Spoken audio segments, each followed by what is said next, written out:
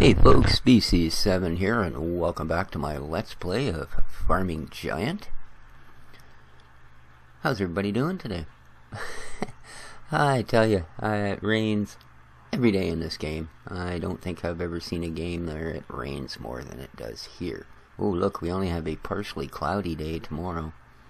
Yeah, 98% humidity on that field, 53% on that one. Oh, I want to put a tarp over the field and protect it. Alright, so where were we? Well, the last time, I guess where we were was throwing money away like we actually had money to throw away because, yeah, made a couple of sort of oopses and just about buried us. You have to be very, very, very careful when you are clicking buttons that have to do with orders, because I ended up clicking an immediate for 100,000 pieces of something I could not deliver in a month, leave alone immediate. Yeah, and that cost us 90 grand, so good for us. Now let's make sure this contract is still active because we sort of need to get on it. There we go. Alright. It's slowly growing. Okay.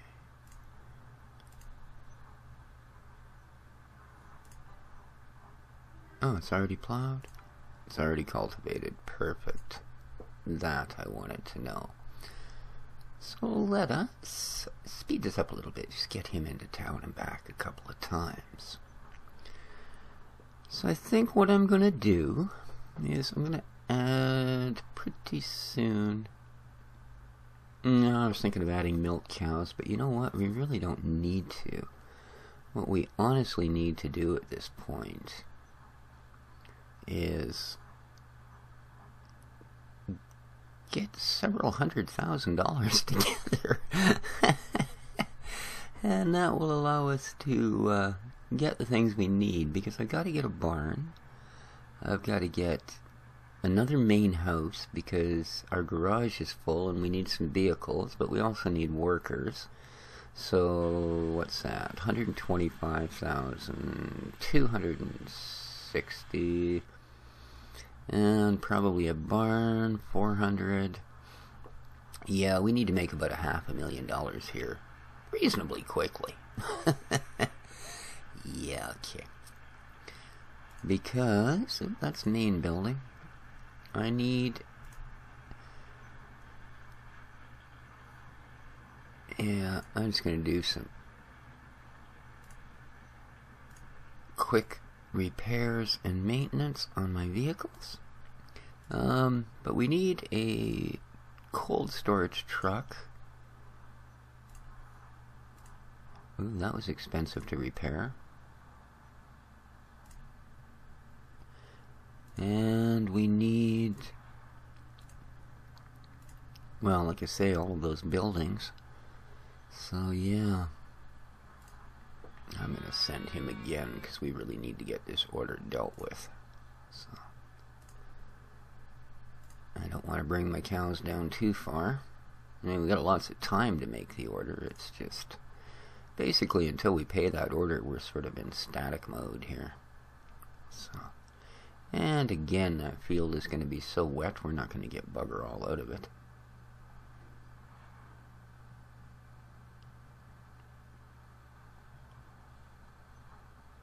Although we could use the grass that's going to come out of there, that's for sure. The yield was, 76%. Wow, that's the best we've ever done. Nice.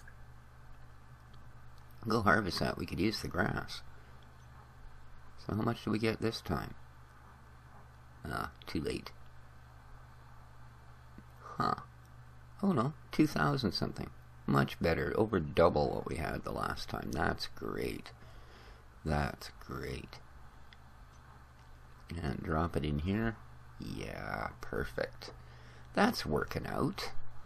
By guppies. And there he goes out to plow the field. Tractor in. So I guess there's quite the little hoo-ha going on for those of us that are gamers, and even more so those of us that do Let's Plays.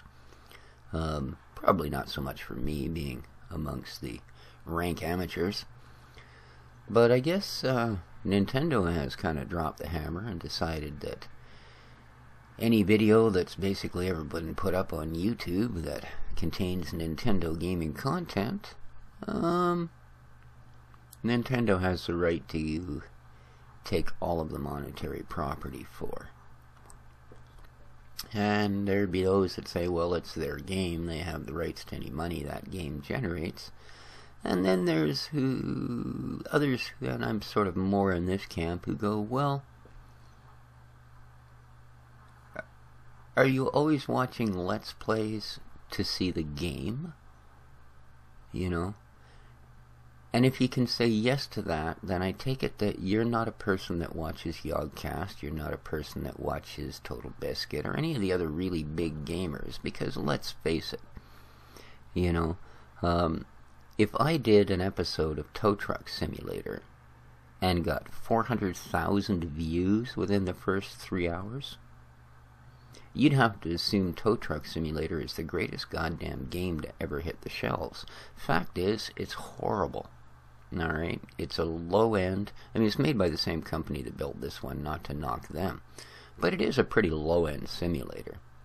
You know, but Yogscast throws it up, gives it a title of Truckin' Tuesday, and gets 500,000 views in one day. Were people watching the game? You know, should UIG have made all of the revenue that Yogscast made by showing that 20 minutes of them crashing into the sides of buildings with a tow truck?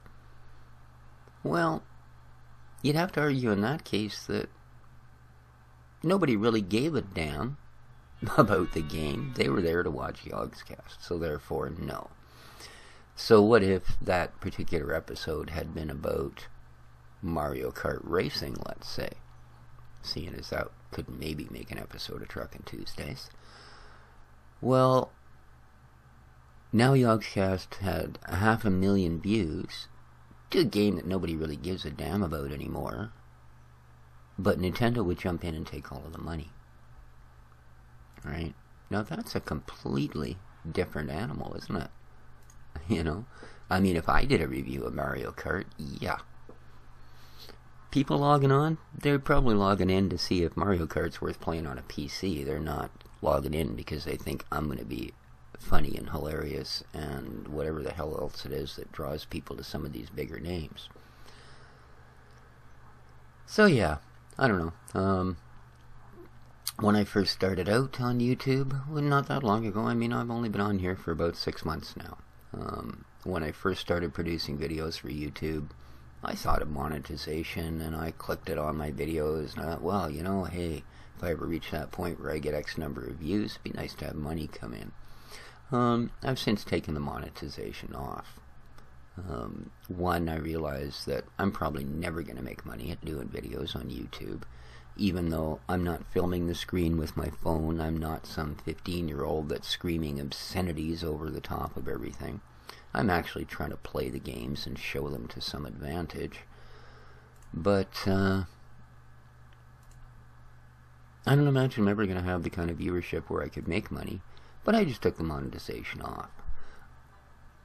I don't want to... Ooh, that's not good. We need some grass. I don't want to reach a point where I'm going to have YouTube come jumping down my head going, oh, some copyright infringement, your video has been pulled, and the video you're in the middle of uploading, we won't finish uploading it until this matter's straightened out, blah, blah, blah, blah, blah. You know, the reason I've had the same piece of music on the beginning of every single one of the first of my videos up to this point is that. Alright. The first time I released a video where I used a different piece of musical content in the title, and even though it was from the same editing suite, it was free, copyright, DRM, royalty free, blah blah blah blah blah, included with your editing suite, somebody reported it as copyrighted music, and my video was frozen on YouTube. Monetization was removed. I couldn't upload my next video. This went on. I was expected to send some explanation as to where I'd gotten the music. I mean, holy cow.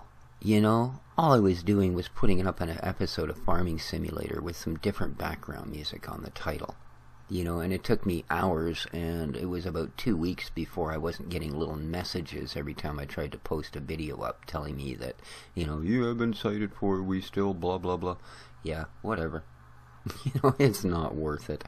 You know, I'm sure for somebody like Yogscast, yeah, it's worth fighting every inch of the way because they're making, you know, roll over in your freaking sleep kind of dream about money. But, hey, good for them. You know, and bad for Nintendo. You know, I mean, okay, they're not Nintendo advocates, but there's people out there that are, you know, who do get 500,000 views doing Let's Plays of older Nintendo games. You know, and quite frankly, for a company that's been crap for console releases, has no games to back up consoles that re-release, you'd think they wouldn't be too anxious to alienate people that are actually drawing good attention, 100% yield, that are drawing decent attention to their games, you know? So, yeah. Wow. We actually got 100% yield off that field for once. That is nice. That is really nice. I am impressed. How are we doing on our order? So anyway, that's sort of my take on what's the big gaming story of the day. I still want to get this done. $400,000. Considering we're down to 38K here, that's not very good. So, you can just outright, of course, sell stuff, right? You know, don't think that you can't. You can go above and beyond orders. Yeah. It's really odd that I can't sell leather. I don't understand that, I really don't. I think I would be able to sell leather. But no. Yeah, and as much as I'd like to buy a truck for goods so that I could get rid of the meat I've got sitting in here in the 2000 leather, I can't because my garage is full. So, basically, until we can get this meat order filled, I'm kind of stuck. I hate being stuck. Darn it. Oh, come on.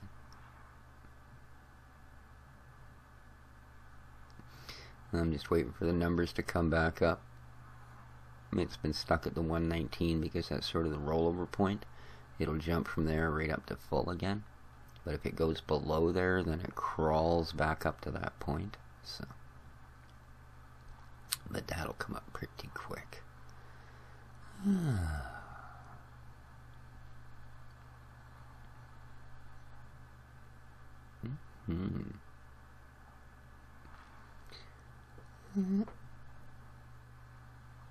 So I'm still enjoying this series. I'm actually, I debated when I started it whether I was going to do the campaign or do a scenario play. The scenarios that are in here, some of them are considerably shorter. You know, they might have been a Let's Play of 4 or 5 episodes and you could have finished them. I've done a couple of them. The problem with them is the scenarios don't seem to be nearly as stable as the campaign. Right? I've done the Go Green scenario twice. That's was sort of my practice for doing the campaign. The first time it took me about 6 hours. The second time, knowing what they really wanted, it was a couple of hours and I was finished the campaign successfully. I'm currently doing one where you have to supply all milk products to all cities. And I've been running into bugs with it. Things like vehicles will drive out onto the road and then just stop. And another vehicle getting back from town will get to the same position and just stop. And eventually all of your vehicles are parked in the middle of the road and won't move. So, restarting the game fixes that. But one of the other ones I was doing, I think it was called Clothes Make the Man. Every time the harvester would go into the field, it would go to the middle of the field and stop.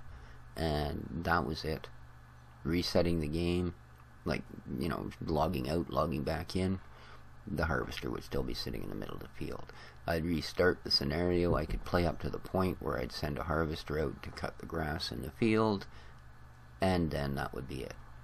He would sit in the middle of the field, and that would end them. So, yeah, some of the scenarios don't seem to be quite as tight in as the actual campaign. I've also been playing some Ag Simulator 2012, as I have the gold edition of 2013 coming on the 21st on a pre-order. And Farming Simulator 2013 is drawing to a close. I've been kind of playing 2011 in the background, because I'm considering doing a Let's Play of not the 2011, but the 2011 Pro Farm add-on. So we'll see how that goes. But as I say, unfortunately, not the most exciting episode today, because until we get this meat order filled, I really can't progress much further. So I don't really want to do it, excuse me, off screen. Well, we're doing okay though. I mean, we will get it filled pretty quick here. Pretty quick. We're at 72%. And by the time he gets this 45 lot through, we should be at about 75%. So not bad, not bad. Cool. But anyway, I think we've probably gotten about as far in today as we're going to. Like I said, it's just a matter of finishing off this meat order. Once that hits, then I've got a bunch of stuff to add, and that should bring the pace of things back up a little bit. But I think until then, this has been Species 7 with our Farming Giant Let's Play. Be good to each other, and ciao for now.